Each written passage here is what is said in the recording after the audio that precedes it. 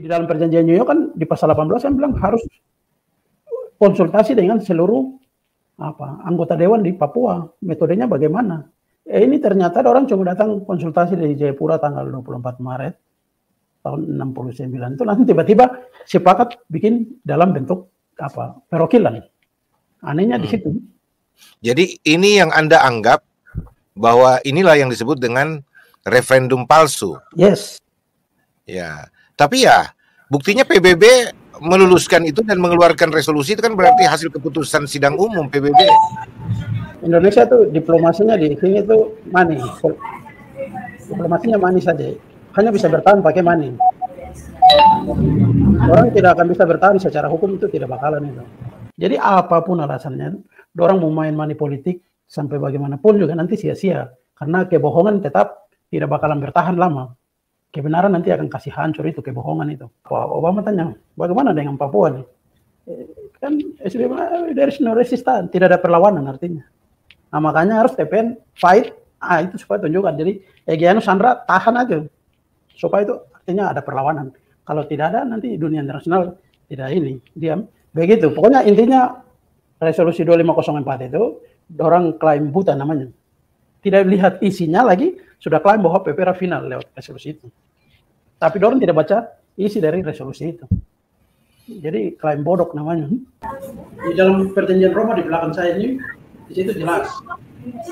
PPR dibatalkan saja kalau perlu. Kenapa Anda begitu ngotot, begitu yakinkah Anda bahwa Anda dapat dengan teman-teman yang lain yang sedang berjuang di dunia diplomatik internasional, begitu yakinkah Anda bahwa resolusi 2504 itu bisa digugurkan? Bapak Permenas Weriawom nih dengan Wambrau, Jimmy Martinus Wambrau. Orang dua ini yang dulu komandan PVK, waktu itu sudah pangkat sersan. Jadi Soeharto utus orang dua bawa surat, amplop, pergi ke Manokwari, ketemu dengan Komandan Korem di sana untuk rencana untuk bikin PKS. Supaya bikin situasi politik terganggu di sana. Nah, jadi orang dua sampai sana, baru orang dua mulai kumpul masyarakat, baru dong bikin OPPM itu di Manokwari, Organisasi Pembebasan Papua Merdeka. Tapi sampai hari ini dong pas kata pembebasannya, jadi tinggal OPM saja. Jadi tinggal Organisasi Papua Merdeka yang sampai hari ini terkenal. Jadi OPM ini diciptakan untuk melegalkan laporan Indonesia nanti di PBB bahwa situasi politik lagi terganggu. Tidak boleh merebut suatu wilayah pakai kekuatan militer. Jadi operasi Trikora itu sudah salah. Terus tambah melakukan referendum lewat perwakilan itu salah, melanggar aturan hukum internasional. Harusnya memberikan orang punya hak semua memilih, tidak boleh dibatasi seperti yang dilakukan oleh Indonesia di Papua itu. Itu jelas salah. Orang Papua protes, tetap orang Papua menang karena yang punya tanah kita. Jadi itu artinya dianeksasi. Kita dianeksasi artinya dipaksakan untuk masuk ke dalam NKRI. Teman-teman sebelum lanjut ini, jadi kita mesti sabar-sabar menunggu ini karena delaynya cukup jauh ini dari Amerika ke Jakarta. Ya, sehingga kalau saya mau berbicara secara spesial, sebuah pertanyaan pembuka buat Anda, Bung John Anari, bahwa kenapa Anda begitu ngotot, begitu yakinkah Anda bahwa Anda dapat dengan teman-teman yang lain yang sedang berjuang di dunia diplomatik internasional, begitu yakinkah Anda bahwa resolusi 2504 itu bisa digugurkan? Yang jelas pasti. Timor Leste saja gugat itu, deklarasi Balibo bisa kok. Bagaimana kita tidak bisa? Oh, dari pengalaman itu ya? Iya, Ramos Horta tidur di New York gugat itu. Proses integrasi Timor Leste ke dalam Indonesia jelas. Pertama, deklarasi Balibo, referendum palsu di Timor Leste itu dengan operasi itu aneks invasi militer Indonesia di Timor Leste lewat operasi Seroja. Jadi Papua dengan Timor Leste ini sama poinnya. Jadi kesalahan Indonesia melakukan pelanggaran terhadap piagam PBB yaitu invasi militer dan referendum palsu. Itu kesalahan besar buat negara Indonesia. Dan itu Indonesia sudah sadar tahu bahwa itu salah, tapi orang mau mencoba. Kepala batu mau coba, jadi nanti tetap kebenaran yang nanti akan membuktikan. Nah, jadi invasi militer dengan referendum palsu itu melanggar piagam PBB. Jadi tetap orang Papua menanglah. Mau bikin sampai bagaimanapun juga tetap itu melanggar piagam PBB. Tidak boleh merebut suatu wilayah pakai kekuatan militer. Jadi operasi Trikora itu sudah salah. Terus tambah melakukan referendum lewat perwakilan itu salah, melanggar aturan hukum internasional. Harusnya memberikan orang punya hak semua memilih, tidak boleh dibatasi seperti yang dilakukan oleh Indonesia di Papua itu. Itu jelas salah. Orang Papua protes, tetap orang Papua menang karena yang punya tanah kita. Jadi itu artinya dianeksasi. Kita dianeksasi artinya dipaksakan untuk masuk ke dalam NKRI. Jadi jelas salah itu. Referendum lewat perwakilan melanggar Piagam PBB pasal 76 ayat 2. Ayat 2 itu di situ jelas hak politik wilayah-wilayah yang belum punya pemerintahan sendiri. Jadi di dalam Piagam PBB Papua itu sudah ada di dalam daftar dekolonisasi dan dimasukkan lewat resolusi PBB nomor 448. Nah, tapi karena Indonesia ngotot, paksa untuk menghancurkan rencananya itu proses dekolonisasi itu. Jadi orang ngotot sampai kirim operasi militer merebut Papua, ya jelas itu salah. Operasi Trikora itu salah, melanggar aturan, terus dan orang melakukan referendum lewat perwakilan itu melanggar Piagam PBB pasal 76. Jadi hak politik untuk wilayah-wilayah yang belum punya pemerintahan sendiri ini kalau dibatasi jelas melanggar Piagam PBB pasal 76. Jadi orang Papua tuntut tetap menang, apalagi masuk di dalam PBB. Contohnya kemarin saya masuk dan saya bicara, saya bilang itu orang Indonesia yang ikut referendum jumlahnya 600.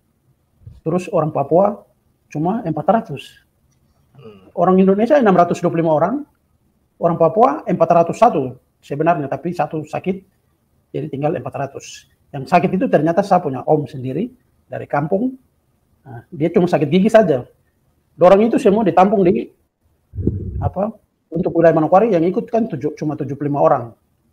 75 orang ini, jadi saya punya om ini sebenarnya 76. Tapi karena saya punya om sakit, tinggal 75.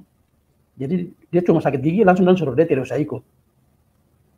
Jadi dari kampung itu ternyata orang kirim orang dari Ambon sana, Pace Teniwut ini datang pura-pura jadi guru jemaat di kampung, tinggal di situ.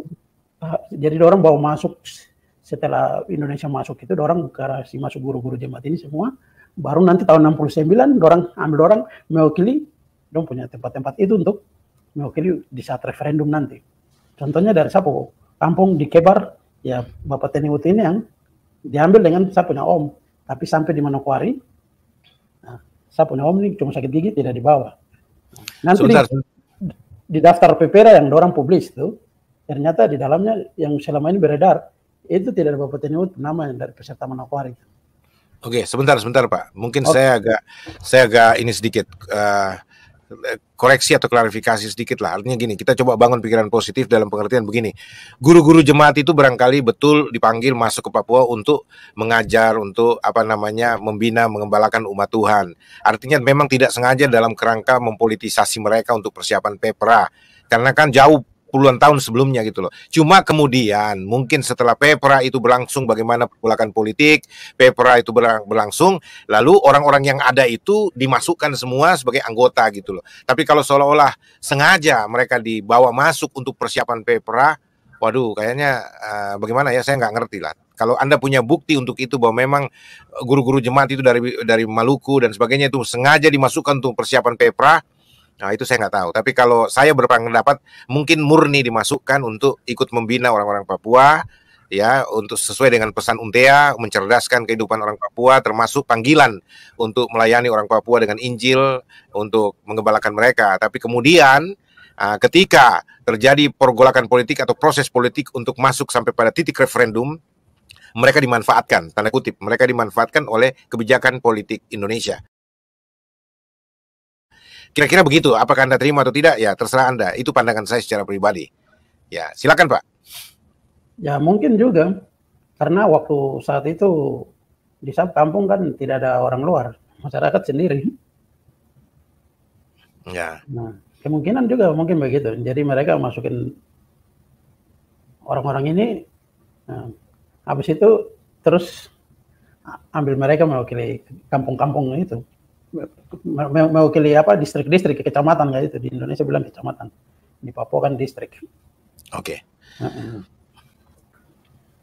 Ya, jadi saya mau tanggapi sedikit yang tadi Bapak Bishop pertanyaan. pertanyaan itu yang selama ini Indonesia pakai kampanye kan di seluruh dunia, dan orang laporkan di sidang umum PBB ini tahun 69 November itu, orang bilang bahwa situasi politik dengan kondisi geografis tidak memungkinkan untuk melaksanakan referendum itu secara terbuka. Nah, jadi saya mau jelaskan tahun 61 itu pemilihan anggota Dewan New Guinea itu Belanda bisa buka semua orang Papua datang memilih. Loh, kok kenapa setelah Indonesia masuk beberapa tahun 69, kok tidak bisa dilakukan sama seperti apa yang dulu pemilihan anggota Dewan Papua itu bagaimana? Nah, jadi dari saya punya analisis, semuanya itu, jadi sebenarnya PPRA ini yang usulkan itu, barang itu sebenarnya Menteri Luar Negeri Belanda, Dr. Joseph Lans. Joseph Lans yang bilang, oke, Indonesia kalau ngotot, boleh kamu ambil Papua, tapi dengan harus ada jaminan untuk berikan orang Papua punya hak untuk dia menentukan dia nasib sendiri. Jadi Indonesia ini datang ke Amerika, Soekarno dengan John Kennedy baku atur, Dorando punya baku komunikasi, Dorando punya komunikasi semua ini saya pegang dan saya analisis satu persatu, ternyata Dorando yang baku atur, oke, don terima dulu usulan itu Joseph Lans, makanya Elsot Banker yang jadi mediator waktu itu, Amerika yang pura-pura jadi mediator itu, orang yang tentukan dia ya yang punya tanah di Amerika yang kasih masuk dia itu. Ya tanah yang bangun gedung PBB di Rockefeller itu. Jadi tunjuk Elsot Banker yang pura-pura jadi penengah waktu itu. Jadi Elsot Banker ini yang dengar usulan Belanda ini, oke, Elsot Banker akan buat proposal. Nah, proposal itu yang dikenal dengan perjanjian New York itu. Nah, jadi setelah itu John Kennedy tanggal 2 April tahun 61 John Kennedy kirim surat kepada Perdana Menteri De Quay di Belanda bahwa untuk apa Belanda sibuk urus manusia batu itu, kasih saja sama Indonesia, dan paksa ngotot untuk Belanda harus terima proposalnya Elsot Banker ini, karena nanti untuk peralihan administrasi terus nanti dengan jaminan itu self determination atau penentuan nasib sendiri yang disebut dengan PPRA itu. Nah, karena di PBB ini orang bilang self-determination. Nah, self-determination di dalam piagam PBB, aturannya tidak boleh ada perwakilan. Kalau lewat perwakilan model itu, ya jelas salah lah. Nah, jadi usulannya Joseph Lans ini, Indonesia sudah siap. Akhirnya sudah tanda tangan perjanjian New York, dan rancang perjanjian New York itu di Virginia sini, tanggal 24 Mei tahun 62. Baru nanti Agustusnya, ke PBB baru tinggal tanda tangan, oke.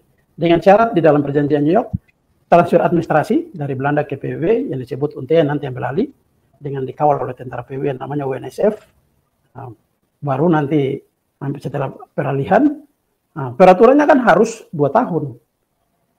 PBB pegang Papua, tapi ini tiba-tiba cuma 6 bulan saja PBB angkat kaki tanpa ada perdebatan di PBB. Padahal itu kan kesalahan besar itu PBB. Nah, terus berikan Indonesia masuk tahun 63, baru mulai dari tahun 63 udah masuk itu dong operasi tumpas kasih bersih itu dokumen-dokumen arsip-arsip semua masuk, bakar kertas-kertas segala macam di Papua supaya hilangkan jejak itu. Dulu pernah ada negara Papua kan dibakar semua dokumen-dokumennya. Nah, baru nanti tahun 64 baru dong mulai operasi. Jadi Ali Murtopo yang jadi komandan operasi waktu itu untuk menangkan PPRA, orang persiapan dan tunjuk dia. Nah, jadi Opsus ini kan operasi khusus, jadi dia yang pimpin Opsus ini sebenarnya kan dulu untuk operasi ke Sarawak sana Malaysia, tapi gagal, ya sudah. Nah, orang mulai mainkan nanti di dalam PPRA di Papua, dan Opsus ini juga beroperasi di pemilihan itu, pemilu di Indonesia sejak 77 itu. Pokoknya pemilu di Indonesia Opsus mainkan supaya harus tetap Soeharto kok jadi presiden terus. Nah, jadi dorang punya strategi ini untuk menangkan PPRA itu. Jadi militer yang ngatur. Jadi dorang waktu itu bawa tokoh-tokoh dari Papua tahun 64 itu. Tokoh-tokoh dari Papua, saya ada wawancara mama satu, tapi saya tidak sebut dia nama.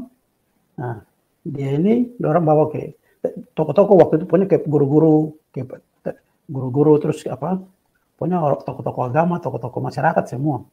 Waktu itu orang bawa ke Jakarta, sana putar bawa ke Akademi Militer di Magelang, dia punya tempat latihan, kasih tunjuk supaya lihat militer Indonesia, terus supaya bikin takut-takut orang. Setelah itu baru disuruh tanda tangan tolak itu PPRA. Tapi mama ini dia tidak mau. Jadi sudah bilang, jadi tentara yang waktu itu orang ditampung itu, apa tampung orang sudah, mama nanti kita yang tanda tangan saja. Yang penting mama setuju, oke. Sudah dan sendiri tanda tangan untuk menolak PPRA itu. Jadi orang operasi itu dari tahun 64 sampai tahun 68 itu. Baru nanti Ortisan turun. Nah, Ortisan turun juga kan cuma 16 orang. Orang 16 ini juga dapat intimidasi. Tapi sebelum dia turun tahun 65 itu rencana kudeta itu PKI itu. Nah, jadi Soeharto dapat latih di sini. Jadi CIA bikin dia punya operasi Black Operation itu. Nah, untuk gulingkan Soekarno. Nah, bunuh 7 jenderal baru turunnya PKI. Habis itu Soekarno digulingkan. Nah, Soeharto naik baru. Setelah itu Soeharto tahun 65, Soeharto belum naik lagi. Dia sudah utus Adam Malik pergi ketemu dengan Rockefeller di Swiss. Pertemuan ini bulan Mei tahun 67. Nah, orang di situ baru sudah kasih jaminan dan harus Amerika bisa bantu Indonesia untuk menangkan PPRA itu. Nah, makanya Adam Malik setelah baku dengan Indonesia tahun 67 bulan Mei itu di Swiss dengan Rockefeller, baru Agustusnya langsung kontrak karya. Bukan kontrak karya pertama Freeport itu. Ya. Sebelum adanya referendum di Papua yang dibilang PPRA itu. Nah, dikasih jaminan dulu, Indonesia kasih jaminan. Setelah itu baru Indonesia mulai main sudah. Jadi tahun 65 itu, terus jadi kan tahun 65 sebelum itu bagaimana untuk orang bikin situasi politik di Papua kacau supaya nanti dia laporkan di PBB, dia bisa alasan itu dia bisa menangkan. Makanya Soeharto bawa Bapak Permenas Feriawom nih dengan Wambrau, Jimmy Martinus Wambrau. Orang dua ini yang dulu komandan PVK waktu itu sudah pangkat sersan. Nah, jadi orang dua ini waktu Indonesia masuk, semua tentara PVK, Soekarno tarik akan bawa ke Jawa sana. Nah, jadi orang ini dikirim ke Malaysia sana, perang di sana juga. Jadi orang dua ini Soekarno ambil jadi pas pampres waktu itu. Jadi orang dua ini Soeharto ambil, suruh pulang ke Papua, bikin PKI di Manokwari sana. Tapi sampai di Manokwari, orang dua atur semua masyarakat sana kumpul. Nah, orang jadi saya bicara dengan Bapak Wambrau sebelum Bapak dia meninggal. Saya sudah ambil data duluan. Nah, tahun 99 saya sudah interview dia duluan. Nah, baru nanti Bapak dia bilang, orang kumpul, orang bahas bahwa nanti Indonesia kacau, jadi orang juga harus di sini bikin. Nah, jadi Soeharto utus orang dua bawa surat, amplop, pergi ke Manokwari, ketemu dengan Komandan Korem di sana untuk dong rencana untuk bikin PKS, supaya bikin situasi politik terganggu di sana. Nah, jadi orang dua sampai sana, baru orang dua mulai kumpul masyarakat, baru dong bikin OPPM itu di Manokwari, Organisasi Pembebasan Papua Merdeka. Tapi sampai hari ini dong lepas kata pembebasannya, jadi tinggal OPM saja. Jadi tinggal Organisasi Papua Merdeka yang sampai hari ini terkenal. Jadi OPM ini diciptakan untuk melegalkan laporan Indonesia nanti di PBB bahwa situasi politik lagi terganggu. Nah, jadi OPM ini sebenarnya Indonesia yang ciptakan. Nah, tapi orang dua sampai Manokwari, orang dua atur itu. Nah, jadi cuma di Ayamaru saja yang orang bikin PKI di sana. Itu yang Indonesia masuk babat masyarakat di Ayamaru sana, takaruan di sana. Nah, jadi nanti setelah itu orang mulai bikin dan orang mulai kumpul masyarakat dan bawa pergi latihan di Pravi di Manokwari sana. Bawa latihan di sana baru orang kembali serang itu Alfa itu. Nah, saya punya om juga ikut di dalam. Nah, saya punya mama ada laki-laki, orang ikut gerilya di situ yang nanti baru serang markas Arfai, baru nanti sudah disitulah kacau. Mulai nyebar ke seluruh kepala burung dan disitulah Indonesia operasi militer tumpah semua. Pakai pesawat bombardir itu dari Ayamaru sampai Kebar, sampai ke seluruh pegunungan Arfak itu semua sampai Tambrau semua. Nah, lanjut. Jadi Anda maksudkan kalau boleh saya tafsirkan perkataan Anda bahwa termasuk OPM sekarang ini pun dengan TPNPB-nya itu adalah rekayasa pemerintah Indonesia untuk menciptakan kekacauan dan supaya ada alasan operasi militer di Papua. Begitu Pak Jar? Iya. Jadi itu proses untuk Indonesia bisa klaim di PBB bahwa PPRA tidak bisa dilaksanakan sesuai dengan standar internasional karena kondisi geografis dan situasi politik waktu itu. Itu yang Indonesia klaim sampai hari ini di PBB. Jadi proses penciptaan sikon ini diciptakan oleh mereka. Nah, jadi nanti laporannya Ortisan di waktu itu saya ada baca Ortisan punya laporan di dalam PBB ini. Ortisan kan bilang dia sudah usulkan ke Indonesia kalau bisa yang pesisir pantai ya semua orang punya hak memilih kecuali yang dari gunung-gunung boleh perwakilan. Tapi Indonesia tidak mau terima dia punya usulan itu. Indonesia tetap ngotot saja. Makanya dong tetap ambil perwakilan saja. Makanya waktu itu Ali Murtopo yang atur Komandan Opsus itu jalan ambil itu dan dorang Ali Murtopo Amir Mahmud sendiri ada saya baca dia punya laporan juga dia sendiri bicara bahwa orang Papua dibatasi cuma 400. Nah, jadi 401 itu. Tapi satu sakit jadi tinggal 400. Nah, nanti sisanya itu orang Indonesia dan dorang di dalam perjanjian New York kan di pasal 18 kan bilang harus konsultasi dengan seluruh anggota dewan di Papua. Metodenya bagaimana? Ini ternyata orang cuma datang konsultasi dari Jayapura tanggal 24 Maret tahun 69 itu nanti tiba-tiba sepakat bikin dalam bentuk perwakilan. Anehnya di situ. Jadi ini yang Anda anggap bahwa inilah yang disebut dengan referendum palsu. Yes. PPRA yang tidak sah. Yep. Karena tidak memenuhi act of free choice atau free determination itu? Self-determination. Self-determination yang punya istilah di sana. Ya, hak penentuan nasib sendiri tidak sesuai. Tidak sesuai. Dengan standar hukum internasional. Ya, tapi ya buktinya PBB meluluskan itu dan mengeluarkan resolusi itu kan berarti hasil keputusan sidang umum PBB. Jadi ceritanya resolusi itu kalau simak baik tidak ada yang di dalam bilang recognize artinya atau mensahkan itu hasil PPRA itu tidak ada itu resolusi itu. Indonesia klaim tidak mengerti isi dari resolusi itu. Resolusi itu kan hanya bilang mencatat saja laporannya Ortisan. Apa isi laporannya Ortisan di PBB? Ortisan laporkan bahwa Indonesia melanggar ini. Lalu kenapa Indonesia melanggar tapi tiba-tiba orang di dalam PBB ini semua baku tiku semua voting di dalam terus tiba-tiba beberapa negara itu mendukung ada yang abstain.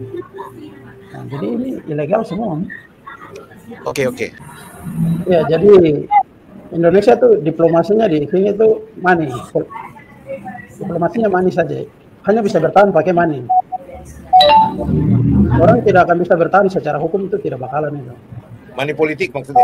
Iya, money politik. Jadi orang berusaha untuk bayar pejabat PBB untuk tutup mulut diam semua. Dan dulunya kan orang Papua belum ada yang datang gugat barang itu di PBB. Tidak pernah. Nah, jadi sekarang kita orang Papua sendiri yang datang bicara di sini. Karena di dalam hukum internasional yang namanya self-determination itu tidak boleh lewat perwakilan, harus berikan semua orang punya hak untuk memilih. Dan di dalam perjanjian New York juga di pasal 18 itu bilang orang Indonesia tidak boleh ikut kecuali yang lahir di sana di bawah tahun 45 sebelum Perang Dunia II itu. Ini orang baru datang langsung dibawa kasih ikut. Jelas melanggar pasal 18 dari perjanjian New York itu lagi. Terus di dalam pasal 18 itu juga tentang PPRA itu bilang harus konsultasi dengan dewan-dewan seluruh Papua. Loh kok kenapa konsultasi dengan cuma di Jayapura saja tiba-tiba diputuskan bahwa referendum ini lewat perwakilan. Nah, itu salah. Jadi apapun alasannya, orang mau main money politik sampai bagaimanapun juga nanti sia-sia. Karena kebohongan tetap tidak bakalan bertahan lama. Kebenaran nanti akan kasih hancur itu kebohongan itu. Jadi selama ini kan kita belum pernah datang orang Papua datang bicara di PBB. Buktinya kemarin saya begitu bicara referendum ini lewat perwakilan yang diwakilkan oleh orang Indonesia 600 orang, 625 orang dan orang Papua cuma 400. Orang-orang di dalam kan kaget semua. Kok bisa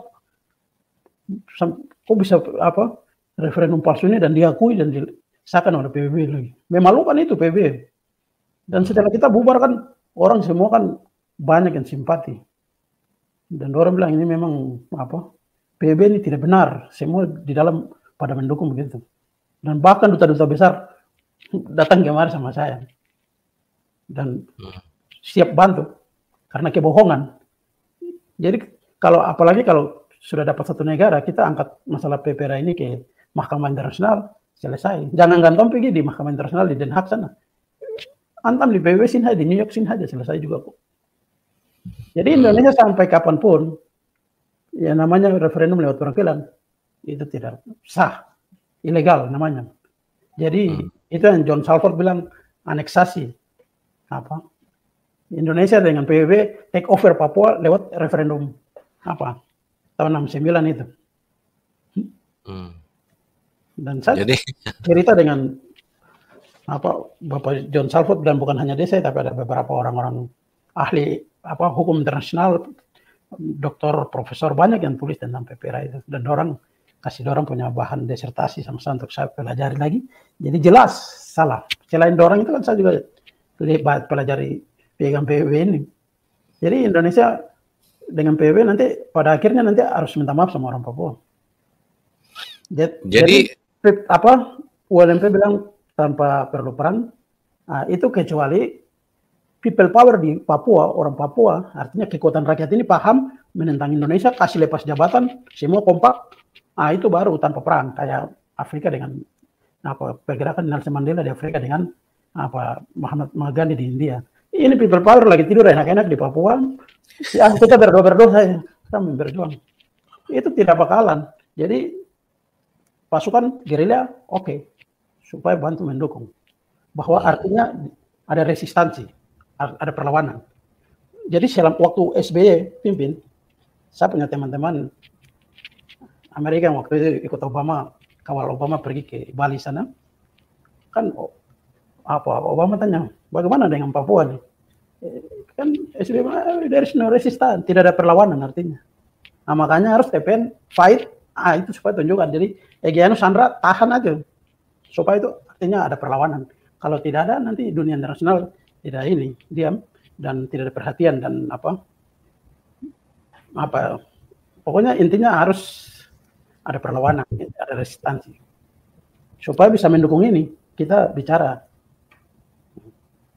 Jadi begitu, pokoknya intinya resolusi 2504 itu orang klaim buta namanya. Tidak lihat isinya lagi, sudah klaim bahwa PPRA final lewat resolusi itu. Tapi orang tidak baca isi dari resolusi itu. Jadi klaim bodoh namanya.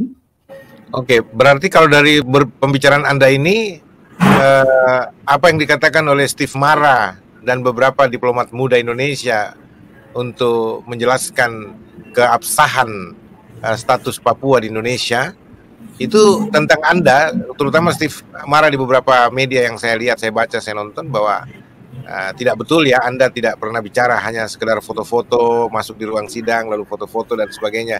Padahal saya lihat juga video Anda, status Anda, bagaimana Anda bisa terangkan membantah tuduhan Steve Mara? Silakan. Dia kan modelnya sama dengan Kementerian Luar Negeri Indonesia, kerjanya diatur sama mereka. Bilang saya foto-foto, terus kenapa ada video bisa tampil saya bicara di dalam forum? Apakah itu saya edit? Atau saya tiba-tiba cuma foto-foto di luar saja baru bicara ke orang Papua? Baru siapa yang bicara dengan saya depan, dan itu live streamingnya PBB juga ada simpan barangnya, bukan saya saja.